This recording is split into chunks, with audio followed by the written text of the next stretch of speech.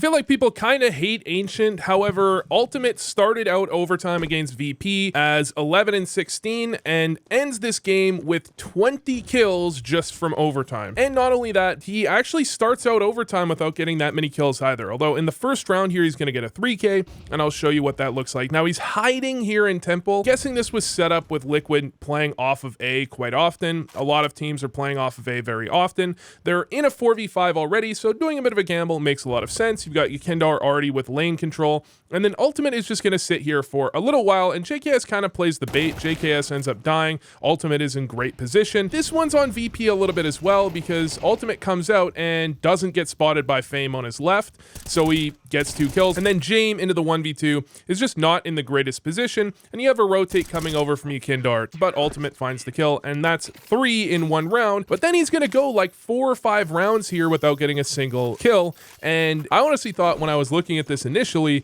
that I might have chosen the wrong game, that this was like a different time Liquid and VP play. And this kill from Jame, I don't think you can really blame Ultimate. He's just partially blind, and Jame is also partially blind, still gets the kill. Then in the following round, it's a B hit, but Electronic is lurking A, and this one kind of is on Ultimate. To be fair, he certainly could have landed that, though it's not the easiest shot ever. And then first round of T side, he doesn't see anyone. Second round, he comes through the smoke, and just at the same time, Jame peeks him and gets the kill. I mean, most of this you really can't be blaming on Ultimate at all. And then all of a sudden you're halfway into OT, and Ultimate has got 3 kills and I think like 6 deaths or so. And on T side Ancient, you're not expecting an opper to get all that much done. In fact, he's not opping a decent amount of the time, but as a rifler, he's gonna end up throwing utility for his teammates a decent amount of the time, and just being an afterplants where you just kind of have to not make mistakes. And that's exactly what he'll do here, because he will finally get another couple kills in this round. And initially, Twist makes contact, Ultimate's just in position to get the trade,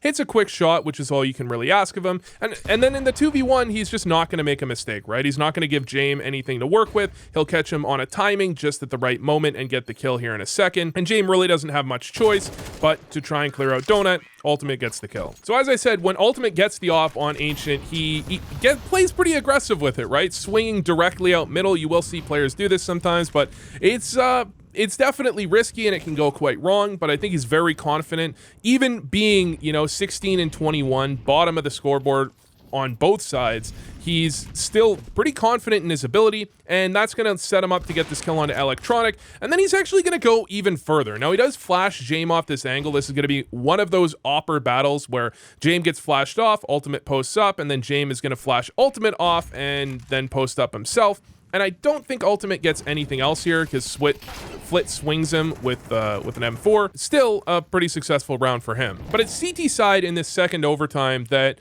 Ultimate really actually starts pulling off some crazy stuff. So Yekindar is going to be getting aggressive towards Cheetah here, and it's Ultimate that was throwing utility for him. Then he has to worry, because immediately after that utility, teams might lurk up B ramp, so he immediately checks that, gets himself a kill. Nade just does a little bit of damage. It's just a little higher than he would have wanted it if he wanted to chunk those 2 players, but no big deal. And he's in a pretty decent position, and he finds these little timings, like that timing there where the smoke is landing. He finds these timings where players are likely to be kind of distracted. They think that smoke is going to land. He finds that tiny timing to take shot, doesn't get a kill, but those are the types of timings you really want your opper to be looking for. And when they do work out, that's how you get 21 kills in an overtime game. So trying to skip these a little bit, because it is VP against Liquid. VP are one of the more boring teams to watch, especially because Ultimate is playing more of a supportive role, throwing flashes for his teammates.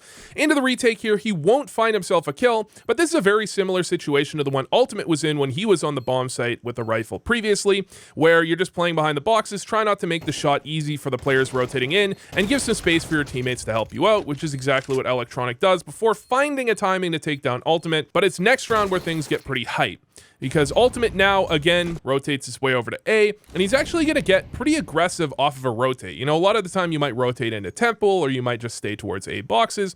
Instead, he's going to head over much closer up.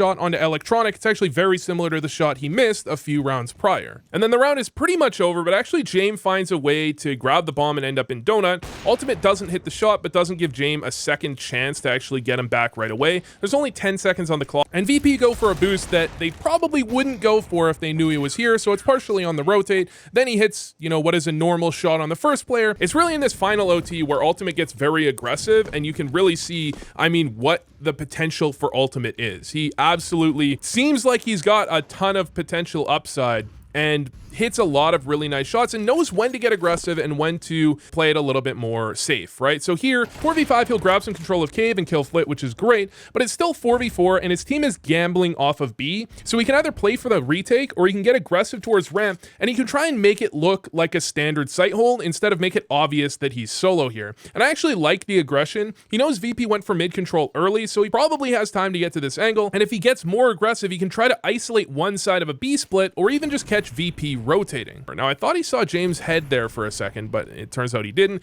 He wants to make himself look big, you know, as if you're fighting a bear. You want to make yourself look like you're not alone on the bomb site, which is exactly what he does there.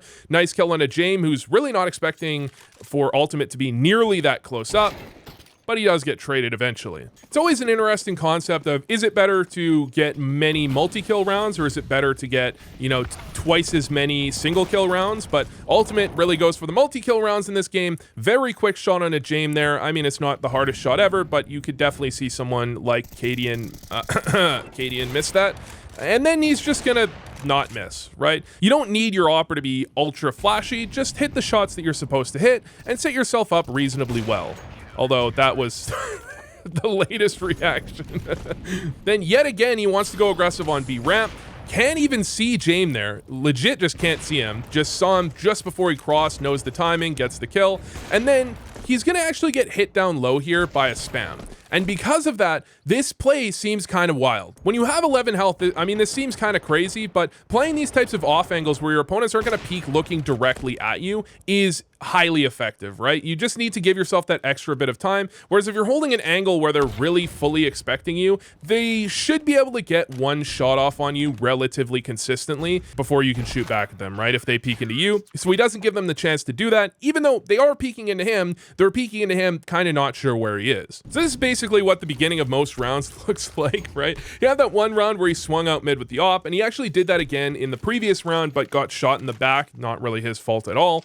Now he's throwing utility in mid, his teammates help get control, then he moves up, and this is where he can actually start to get something done, where he can potentially get into a position like this where there is some risk to get here, especially, I mean, James has posted on that before, but he's in a good position to actually lock down some rotates. He gets the one kill quickly enough that he doesn't get instantly traded, because the point of the Fame Electronic peak there was to trade on someone, even an Opper, that might be in that position. And now Liquid are kind of in this VP-esque situation where Ultimate just has so much aggressive control, he can just lock down rotates while his team does their thing. And that has to be one of the more casual 3Ks I've seen in a while, especially the last one where Flit is just jumping across the angle hoping not to die. And then you have James into the 1v2, and this is a tough situation for James. Smoke down, he's gonna go for the bomb plant, and Ultimate doesn't waste any bullets here. So in something like 3 or 4 rounds, Ultimate went from bottom fragging to on top of the entire server. Off of, I mean, nothing too crazy, just some good positioning and some solid shots. I guess that's pretty much the story of the game, I think, for Ultimate. He's been in pretty good position almost every round, but hasn't been given kills too often. And when he is given kills, when people do peek into him, he does a good job. Now, peeking into James, who's doing the exact same thing, known to be a very solid positional opper, he's not going to win that all the time on LAN, and this time he doesn't. But Liquid will win this round, and the game off the back of Ultimate, and that is 21 kills and 10 deaths over 18 rounds, but really it's more like kind of probably like 16 kills over like 6 rounds or something like that. But really, that was probably about as boring as 21 kills can honestly get. But that's what you want to see out of a good Opper, in my opinion. You don't necessarily need the m0NESY style kind of like really fast, aggressive play and then the clutches. What you're really looking for is the m0NESY style. But I mean, if you're talking about Ultimate joining a team, he's coming from like tier 3 or whatever. If you can play like this, worse is going to be serviceable if you can hit your shots, and then you can think about raising the ceiling from there.